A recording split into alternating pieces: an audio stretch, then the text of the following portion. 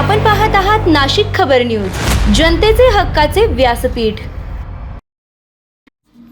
नाशिक महानगरपालिकेच्या सातपूर विभागातील सर्वे क्रमांक 278 येथील प्रस्तावित वेस्ट टू वंडर पार्क प्रकल्पाच्या वैधता, आर्थिक व्यवहार्यता, निविदा प्रक्रिया आणि सार्वजनिक मालमत्तेच्या वापराबाबत गंभीर प्रश्न उपस्थित करत शिवसेनेचे नगरसेवक तथा स्थायी समिती सदस्य राहुल अशोकभाऊ दिवे यांनी महापालिका सभापती आणि युवक आयुक्तांकडे निवेदन सादर केले आहे। या निवेदनात राहुल दिवे यांनी सुमारे 22,577 चौरस मीटर जागेवर उभारण्यात येणाऱ्या या प्रकल्पासाठी सादर करण्यात आलेल्या PPP प्रस्तावाची सखोल चौकशी करण्याची मागणी केली आहे। तसेच प्रकल्पासाठी निवडलेली जागा भविष्यातील शैक्षणिक, सांस्कृतिक, सार्वजनिक उपयोगासाठी राखीव असल्याचा दावा करत नागरिकांच्या हिताचा विचार करण्याची गरज त्यांनी व्यक्त केली आहे। याशिवाय या प्रकल्पासाठी आवश्यक असलेल्या प्रशासकीय मंजुरी, निविदा प्रक्रिया, स्थावर मालमत्ता विभागाची परवानगी, संबंधित ठराव आणि कायदेशीर कागदपत्रांची माहिती सार्वजनिक करण्याची ही मागणी करण्यात आली आहे। राहुल दिवे यांनी हा प्रकल्प पूर्णपणे पारदर्शक पद्धतीने राबविण्यात यावा आणि नागरिकांच्या हिताला प्राधान्य देत सर्व बाबींची चौकशी करूनच पुढील निर्णय घ्यावा, अशी मागणी नाशिक महानगरपालिका प्रशासनाकडे केली आहे। 4 वर्ष होते, मान्य करतो का प्रशासन काळ आहे, निविदा प्रक्रिया राबवली गेली नसेल, अनेक निविदा प्रक्रिया राबवल्या प्रशासन काळामध्ये, परंतु ठीक आहे। परंतु यामध्ये यांनी डॉक्युमेंटमध्ये असं म्हटलेलं आहे की आतापर्यंत काम केलेलं 6 महिने त्याला मुदतवाढ आणि परत त्याच्या पुढे 6 महिने, म्हणजे निविदा प्रक्रिया राबवण्यासाठी पुन्हा कार्यउत्तर मंजुरी पाहिजे, बरोबर ना? म्हणजे मुदतवाढ आता काम करतो त्याला पण 6 महिने पाहिजे आणि मुदतवाढ नंतर कार्यउत्तर 6 महिन्यासाठी सुद्धा मुदतवाढ पाहिजे। तर आयुक्त महोदया की गेल्या 16 वर्षापासून ह्या मंडळींना ही निविदा प्रक्रिया राबवतच नाही आली का? बरं, जी एजन्सी काम करते याच्यावर एवढे मेहरबान का आहे की त्याला मुदतवाढ 16 वर्षापासून द्यायची? श्रीहस्त 12 वर्ष दिले असं म्हटलं असतो का कुंभ पडवळे, परंतु 16 वर्ष एखाद्या संस्थेला आपण त्यांना मुदतवाढ देत आहे। मग याच्यामध्ये काय इंटरेस्ट आहे का त्या संस्थेबद्दल, ही सुद्धा शंका आपल्या सगळ्यांमध्ये येते। आणि आता पुन्हा त्यांनी कार्यउत्तरसाठी मंजुरी ठेवलेली आहे आणि म्हणून सभापती महोदय मी आपल्या यांच्याकडनं माहिती घेऊ जी कार्यउत्तर का बघणे आम्हाला, परंतु 16 वर्ष ही लोक झोपली होती का एवढाच आमचा मुद्दा आहे, याचा तुम्ही बघता अवलोकन करावं। 16 वर्ष तुम्ही आता सांगितलं आपण प्रोजेक्ट कशासाठी केला नाही, बट ज्याला आपण आता निकाल तर तुम्ही कसं केला बरं 16 वर्ष आपण मला असं सजेशन आहे की आपण अप्रूव्ह करू आणि 16 वर्षाची मी पुढच्या मीटिंग मध्ये सविस्तर देतो सगळी माहिती। ठीक आहे, तुम्ही CRSF फंडमधून म्हणताय का त्याला, परंतु याच्या अगोदर 16 वर्ष काय झालं? आज मॅडम इथे आहे, परंतु याच्या अगोदर 16 वर्षांना काय झालं? आज मॅडमच्या माध्यमातून, आयुक्त महोदयाच्या माध्यमातून CRSF फंड येत आहे, तुमच्या माध्यमातून येत आहे, म्हणून आपण त्यांना कार्यउत्तर मंजूर, आपण कार्यउत्तर मंजुरी देऊ, आपलं त्याबद्दल नाही। तुम्ही एका प्रशासनाने एक चांगलं डॉक्टर ठेवत असाल तर याच्यामध्ये त्यांच्यासाठी पण काही कामात आहे आणि तो स्वतःचे पैसे टाकून नाही करणार गार्डन, असं त्याला चालवायला 20 लाखाचा खर्च आम्ही तुम्हाला आता वाटतो आणि जर तो चांगलं चालले तर त्याला अजून पैसे खर्च करावे लागतात। धन्यवाद, आयुक्त महोदयांनी एक चांगली माहिती या माध्यमातून दिली। निश्चित सर्व सदस्य आपल्या भागातील गार्डन असेल काय असेल हे सगळं करतील। आयुक्त महोदया मी आपलं लक्ष वेधू इच्छितो अनुकंपा तत्वावर काम करणाऱ्या कर्मचाऱ्यांचं। महानगरपालिकेच्या पटलावर अनेक अनुकंपावर कर्मचारी काम करत असतात आणि काम करत असताना जेव्हा आपण त्यांना ऑर्डर देतो कामाची, ऑर्डर दिल्यानंतर त्यांना पूर्ण पगार देणं ही त्यांची मागणी आहे। सभापती महोदय नाशिक महानगरपालिकेला पत्र पाठवते, पत्रामध्ये ज्यावेळेस कोणी सचिव असेल त्याच्यामध्ये त्यांनी म्हटलं होतं की अनुकंपा तत्व देखील नियमित वेतन श्रेणी देणे अभिप्रेत आहे। पुढे त्यांनी असं म्हटलं अनुकंपा तत्व एकत्रित वेतन नियुक्ती देणे अनुसूचित नाही। आणि आपल्या माध्यमातून सांगू इच्छितो की अनेक कर्मचाऱ्यांना आपण फरक दिलेला आहे। अनेक इंजिनियर लोक जे आहेत त्यांना आपण फरक दिला 2-3 वर्ष काय प्रॉफेशनल, म्हणजे अनुकंपा तत्वावर त्यांच्या कोणतरी वाढतात त्यांच्या वाढाच्या नोकरी लागतात, तर मला असं वाटतं त्यांना दिलं पाहिजे।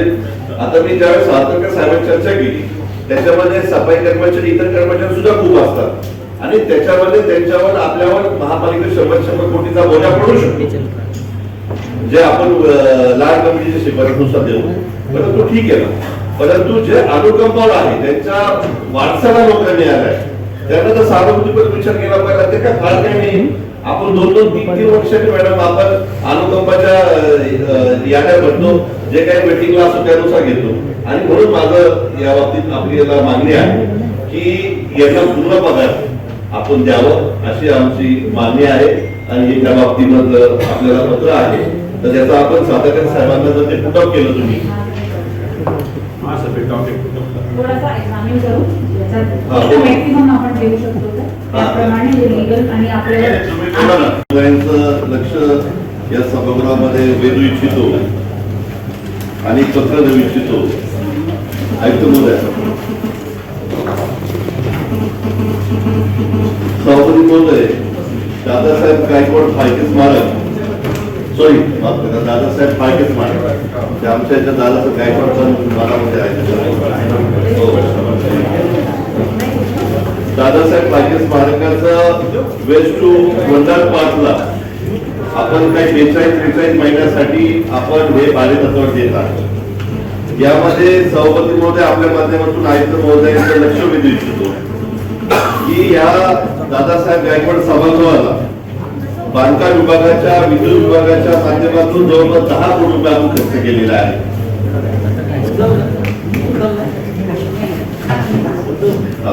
तुम्हाला आणि दादासाहेब भुसे हे आमचे शिक्षण मंत्री यांनी सुद्धा डीपीडीसीतनं याला पैसे दिलेले आहेत. आणि चित्रपट महर्षी दादासाहेब फाळके आहे आणि त्यामध्ये खूप वेगवेगळे कारंजा असतील, लॉजिक आहे, बऱ्याच काही गोष्टी आहेत. आणि त्यामध्ये सगळ्यात महत्वाचं आयुक्त महोदय 11 हेक्टर जागा आहे. 11 हेक्टर 75 जागा आहे.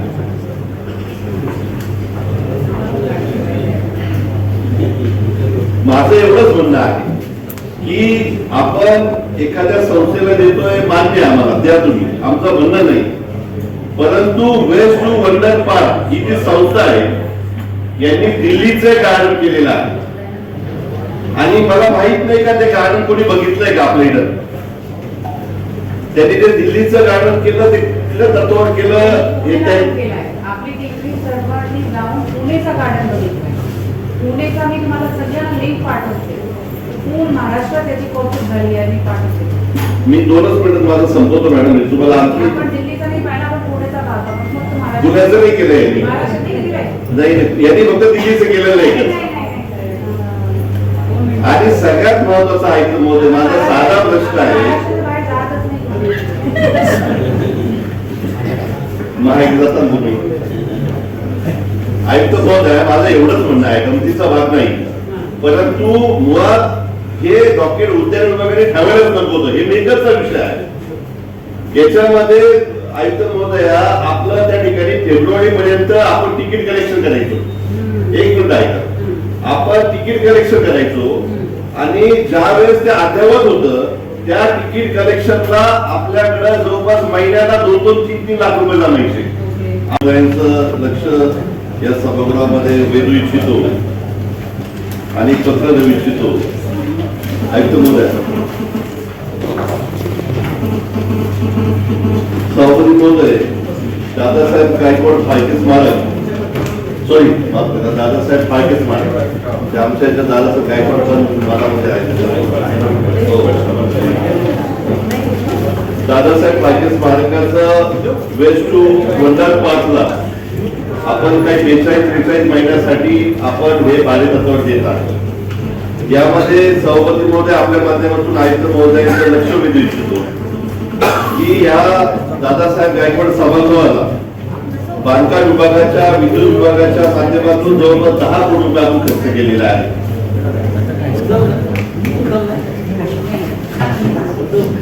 नाही, तुम्हाला आणि दादासाहेब भुसे हे आमचे शिक्षण मंत्री यांनी सुद्धा डीपीडीसीतनं याला पैसे दिलेले आहेत.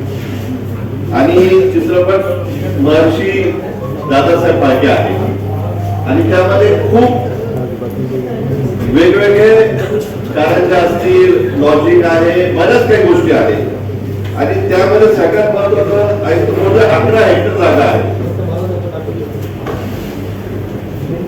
11 हेक्टर 75 जागा आहे.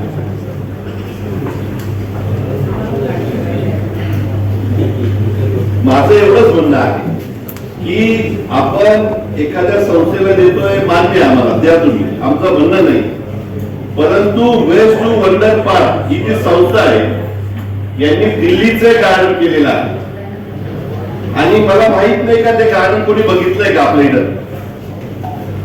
त्यांनी ते दिल्लीचं गार्डन केलं, ते तत्वावर केलं. आपली टेकडी सर्वांनी जाऊन पुणेचं गार्डन बघितलंय. पुणेचा मी तुम्हाला सगळ्यांना लिंक पाठवते. पूर्ण महाराष्ट्रात त्याची कौतुक झाली आहे, मी पाठवते. मी 2च मिनिटात माझं संपवतो मॅडम. मी तुम्हाला आपण दिल्लीचा नाही पाहिला, पण पुणेचा पाहतो. पण फक्त पुण्याचं नाही केलं यांनी. महाराष्ट्रात केलंय. नाही, यांनी फक्त दिल्लीचं केलेलं आहे. आणि सगळ्यात महत्वाचं ऐकलं मोदी, माझा साधा प्रश्न आहे. बाहेर जातच नाही. माहिती जातात तुम्ही आयुक्त महोदय आहे, माझं एवढंच म्हणणं आहे, गमतीचा भाग नाही, परंतु मुळात हे डॉक्टर उद्यान विभागाने ठेवायलाच नको होतं. हे मेजरचा विषय आहे. याच्यामध्ये आयुक्त महोदया आपलं त्या ठिकाणी फेब्रुवारी पर्यंत आपण तिकीट कलेक्शन करायचो.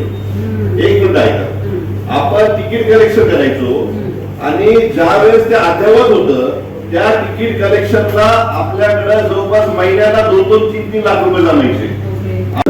तारंगणाचा जो विषय आहे मेकरचा, आयुक्त महोदया या विषयाला मागच्या वेळेस आम्ही तहकूब ठेवला होता, कारण मागच्या वर्तमानपत्रामध्ये सुद्धा याच्यावर या कामावर संशय ठेवला होता.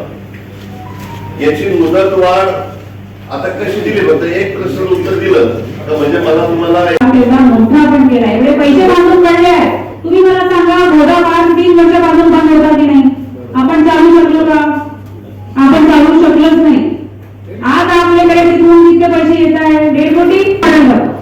सभापती महोदय, आयुक्त महोदया, आपण जे तिकीट काउंटर केलेलं आहे ना, तुम्ही एक गोष्ट समजून घ्या, ते तिकीट आपल्या गाड्यांसाठी आहे.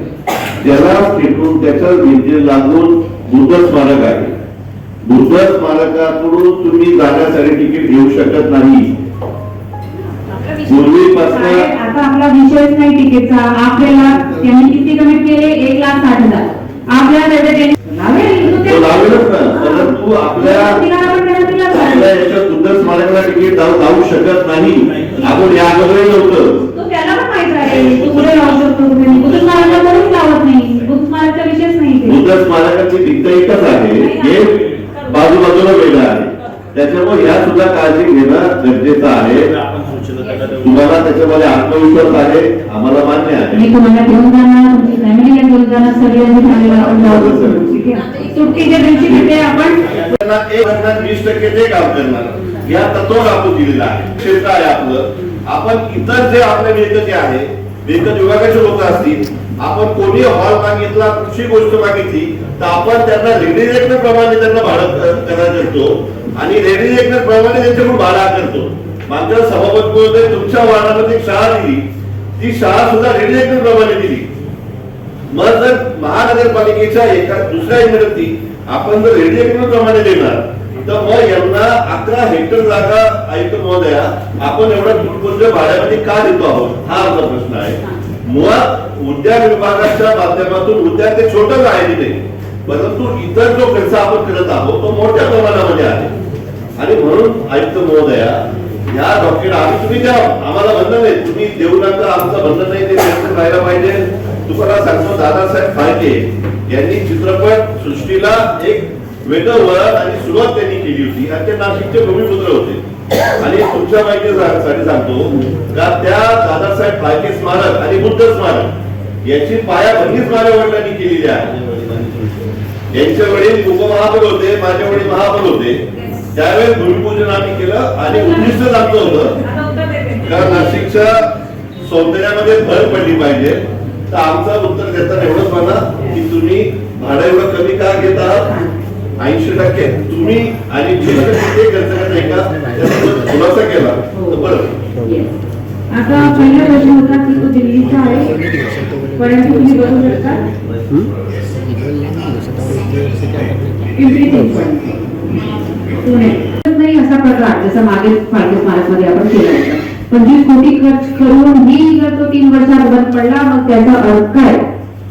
या विषयावर काम करून आम्ही ओव्हरऑल मेंटेनन्सचे पण खर्चाचा तेव्हाचा काढला. उद्यान विषयात दैनंदिन देखभाल मक्तेदार कर्मचारी यांची सॅलरी होती 4,66,000. लाईट बिल विद्युत सरासरी देय 3 लाख. घनकचरा व्यवस्थापन मनपा कर्मचारी 10 लोकांचे वेतन 5 लाख. मिळकत विभाग मनपा कर्मचारी 7 लोकांचे वेतन 3,50,000. तिकीट काउंटर वगैरे ते बसायचे.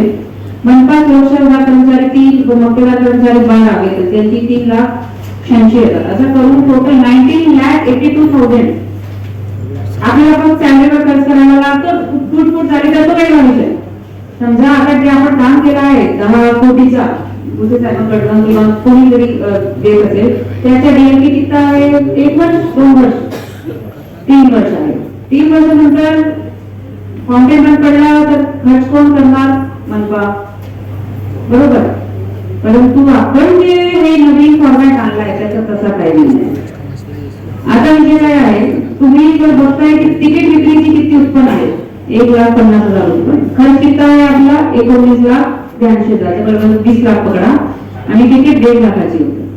आपण भागू शकतो का? ह्याच कारणाने तो मागे बंद पडला आणि ह्याच कारण परत येऊ नये एवढे पैसे टाकून पण म्हणून आपण असा फॉर्मॅट काढला की जे काही मेंटेनन्स आहे ती त्यांची जबाबदारी, त्याला बंद नाही पडून द्यायची त्यांची जबाबदारी. मी मुख्य सोहळा पण सांगितलं त्यांच्याकडे काही पण मागून पडते आम्हाला त्रास होतो त्या ठिकाणी. मिडको हॉस्पिटल हे अत्यंत महत्वाचं हॉस्पिटल आपल्या महानगरपालिकेचं आहे आणि म्हणून मी आपल्या माझं ऐकताना विनंती करेन की मिडको हॉस्पिटल असेल, कर्कड हॉस्पिटल असेल, ज्या ज्या मनवडीला आहे या सगळ्या हॉस्पिटल भेटत आणि त्यावेळेस फक्त सगळे वैद्यकीय अधिकारी आपले तुम्ही असाल, मला ऐकतो मॅडम तुम्ही असेल चालेल आणि आपल्या सगळ्या सदस्यांची एक बैठक लावा. मग त्या बैठकीमध्ये हे मानधनाचे विषय असेल, गामने त्यांनी सांगितलेला विषय असेल, मी सांगितलं की आम्ही ठराव केलेले कॅम्प्युटर टेक्निशियन त्याचा मुदत वाढीचा असेल किंवा मानधनाचा असेल, हे सगळे विषय त्याच्यामध्ये खरेदी असेल, स्टाफचे असेल